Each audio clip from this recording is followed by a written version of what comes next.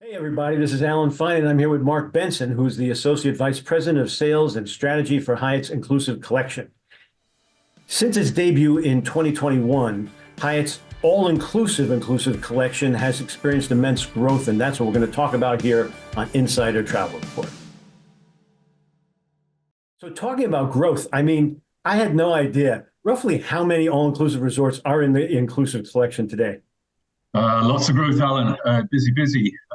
We've actually got 126 Yeah. resorts across our program, so across three continents.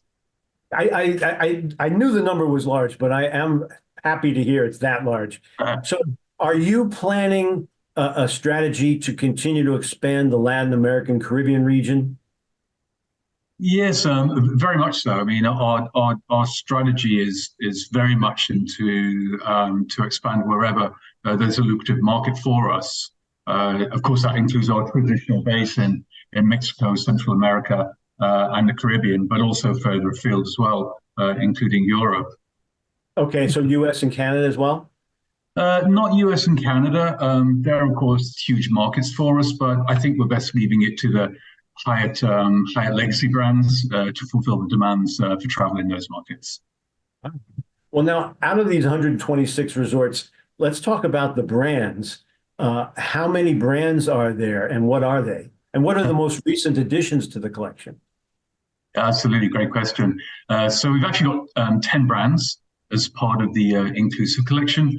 I think what's very exciting, what's very permanent, pertinent about this conversation today is we actually launched and opened a new hotel, the Hyatt Vivid, in Cancun, and that's our latest brand. Wow. But so what are the 10 brands? The 10 brands are Impression by Secrets, Hyatt Zilara, Zotri Wellness and Spa Resorts, Secrets Resorts and Spas, Breathless Resorts and Spas, and Hyatt Vivid Hotels and Resorts. Now, there are only our adults only brands, and then our family friendly brands or our Hyatt Ziva, Dreams Resorts and Spas, Aloha Hotels and Resorts, which is European based, and Sunscape Resorts and Spas. So quite a portfolio. What does it take to become part of the collection? What is Hyatt looking for, and what are the future additions that you see coming up? It takes, in terms of the partnership we have with our owners, a commitment to our brand standards, a commitment to quality and excellence, and a commitment to absolutely total guest satisfaction. Our brand standards aren't negotiable in any way, shape, or form for any owner, so there has to be a complete buy-in. I have to be honest, it's a problem that we don't have owners completely buying in. And you can see that with in part with the plethora of resorts that have opened literally in the past 4 to 5 months. We've had a total of 7 resorts opening from October last year with Secrets Tulum Resort and Beach Club, all the way through to this year to Secrets Tides in Punta Cana in January, Secrets Playa Blanca and Costa Mujeres in February, and literally 3 days ago, Hyatt Vivid Grand Island in Cancun. So yes, 7 openings, very, very busy, and more to come this year. That's great. And how much of the collection is it all? I mean, it's all inclusive. I know that. Is it all luxury? All luxury, yes, and all committed to the customer. Different levels, of course. Our Sunscape brand is entry level, family friendly, so a little bit more economical, but an absolute commitment to quality and service, all the way up to our latest true luxury brand, Impression by Secrets, and then myriad in between. Right. So that's my question. My next question is, everyone has a definition of luxury, but what is Hyatt's definition? What sets their version apart from other brands? A huge amount of factors, everything from the size and furnishings in the room to the guest to staff ratio, the quality of service, the quality of the cuisine, the range of the cuisine, the commitment to the delivery of entertainment and activities throughout the resort. And most importantly, I think it's about the staff and the staff training and how they are trained to work and to be with the customer and to make sure that the customer has the most memorable vacation experience that suits them. And I assume that Impression by Secrets is the utmost of this. It is. We're very proud of this, relatively new brand. There are a number of factors which distinguish it. None of the Impression resorts are more than 200 bedrooms, so it's very boutique. The butler service that we have in those resorts and the guest ratio for those butler services is second to none throughout our portfolio.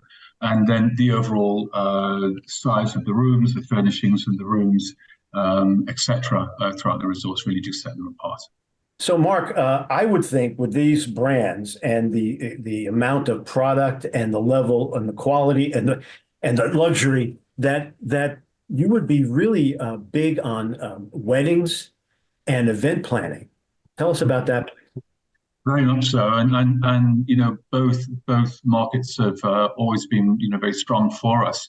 I think what's exciting about the wedding market in particular at the moment for us is, we saw a lot of pent-up demand post-2020, and to an extent that's leveled off because the demand has kind of caught up, and it's more, the market is more back to normal. But what we are seeing in that market is brides and grooms as well, looking for more of an experiential angle to their wedding, and by that we're seeing a lot of weddings combine bachelorette parties, the wedding, and the sort of what we're calling a mini moon, where the couple then leave the resort where all the family are, where they've got married, and then go off to another resort for a few days, another one of our resorts, and then later on in the year taking what we call the maxi moon, which is when they go then off for their 1 or 2 week full honeymoon.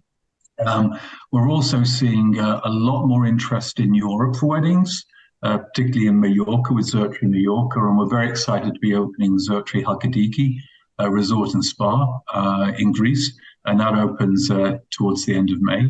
And we're already seeing there a lot of interest in weddings, for more boutique weddings, but like I say, for weddings in Europe, where the bride and groom are then continue for their honeymoon within Europe itself. So a lot of change and a lot more upspending in the bridal market. What else can I have? What else can I have? What else can you do? What other unique venue have you got for me to get married? Very, very interesting, and even more lucrative, I think, than it was 2 to 3 years ago. What I want to say is that if you are creating the unique experience at each location, that's what you're addressing there. And that would be great for these wedding parties and these events. But also for the planner, isn't the all-inclusive aspect very helpful? It is very helpful. I mean, we start off by having wedding packages, and there's a number of wedding packages, but they're kind of on the shelf, and because we control basically all our own entertainment, food and beverage, location. What starts as a wedding package goes basically off the charts, because the bride and groom can have anything they want, basically, because it's literally all there around them. We don't have to bring in entertainment. We don't have to bring in food and beverage. It's all there. So the possibilities are, well, dare I say it, almost endless. And almost endless whether you want that, sort of elopement, Robinson Crusoe +1, sort of honeymoon wedding on a beach, or, you literally want to bring down 200 of your family members and closest friends. It really is tailored, to the individual needs. As travel continues to evolve, it seems the guests are looking for the unique experience. So how do Inclusive Collection resorts offer that help to tailor the customer experience and make it unique?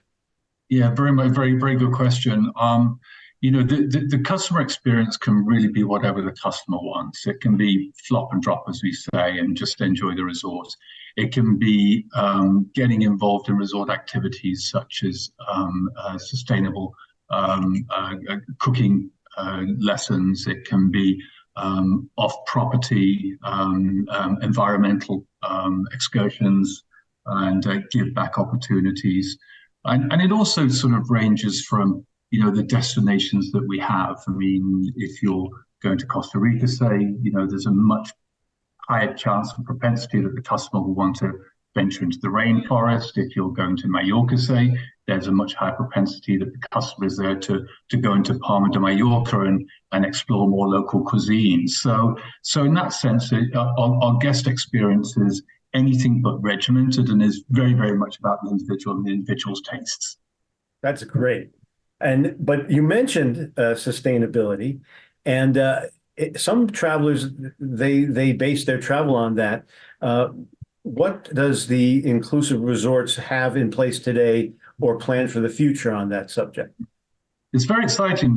There's a lot of local initiatives by individuals, resorts, based on the environment that they're in. But allied with Hyatt's World of Care, the Inclusive Collection resorts who are committed to advancing environmental actions and sustainability initiatives. And, at a top level, that includes things like the elimination of plastic straws, participating in local organizations with science-based targets for water conservation, some great initiatives by some of our resorts there.